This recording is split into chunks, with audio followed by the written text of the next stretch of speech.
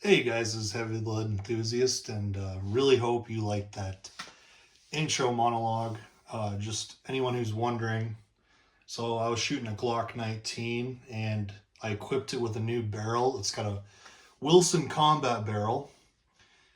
What I have found, it increases the headspace. So this specific round I was shooting today, the Lee 147 grain truncated cone, that would fit fine. And the Glock barrel, not so much. And this is seated about as deep as it can go in the case. Overall length is 1.058, so pretty darn deep in there. Anyways, had a lot of fun shooting that today. That bullet is accurate. The powder, it kind of had a significant, well, not a significant, I should say, but a moderate spread.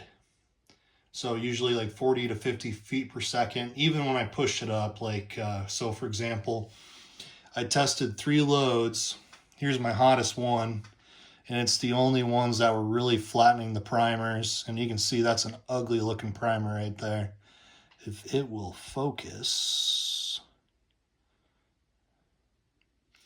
I'm using Winchester cases. So the powder I was using today is True Blue powder. And it's been like a year until I could actually get to kind of performing the loads I wanted to get to. So anyways, my 3 charges: 4.6, 4.3, and 4. I'm gonna post the data for that on this video. I don't have the figures off the top of my head right now. The 4.6 was reaching 1,000 feet per second. And by the way, these bullets cast were 150 grains. They weren't 147. The wheel weights tend to increase the weight a little bit. And that's what I primarily used. Wheel weights, and I did have a little bit of pure lead mixed into there. I can't remember the ratio off the top of my head. So, yeah. They were pretty accurate. I got some targets over here I'll show in a sec. However, with my average shooting, it probably isn't going to look very good. The shooting took place at 12 yards. So what I started off with is I want to test the hottest load first, make sure it's safe. So my standard procedure for a load that is kind of higher up on the charge weight scale, or if I'm unsure of it, no matter what it is, I'll tend to just put 1 round in the magazine, load it in, then fire it, check the casing for signs of pressure. Once I've confirmed that's safe to shoot, I will load the rest of the mag up. And this is just going for semi-autos. Obviously revolvers are a little different, or maybe a single shot rifle, something like that, but you guys catch what I'm saying. So anyways, what I started off with first is 4.6 grains of True Blue powder.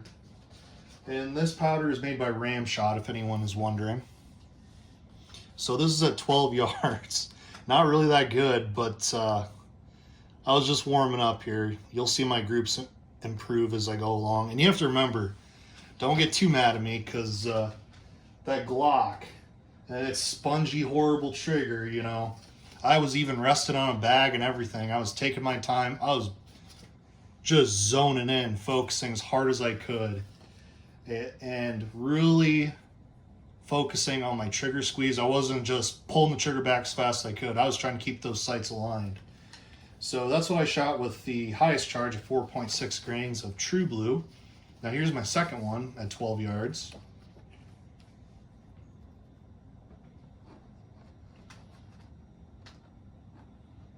Okay. Ironic enough, this one had probably one of the worst spreads and standard deviation. But here is my grouping with 4 grains of True Blue powder. That's getting a lot better. My thought process is, since I was done warming up and I was kind of, practice makes perfect kind of deal, something like that, I was getting better at the groups, and with the when I went down 0.6 grains, you could tell the recoil was a lot more tamer. So I think that could have helped too. And just to kind of confirm my suspicions, I tried 4.3 and 4 grains together. So to kind of put this into perspective, first I shot a group with 4.3.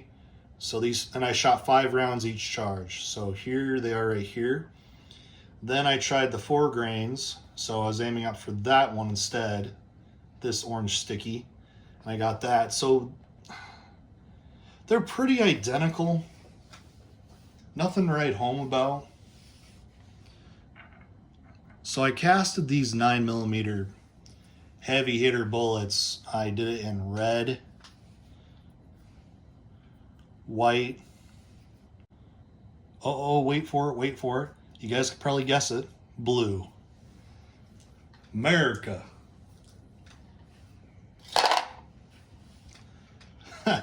So, very colorful bullet selection for sure. So I know I showed you guys that highest charge, and this is with 10 empty casings looking through everything, and this was the common trend for this highest charge. Every one of them had flattened primers. Now the 4.3 looked a lot more healthy in terms of pressure signs. There's still roundness to the primer. I don't like how Glocks make that indentation to the primers, but it is what it is. This is the lowest charge of 4.0 grains of true blue. That's what that looks like. So yeah, that's kind of how the range time went today. Had a lot of fun, and if I didn't mention earlier, guys, that monologue earlier of me shooting was with the hottest charge, shooting out of the Glock 19 with that Wilson combat barrel.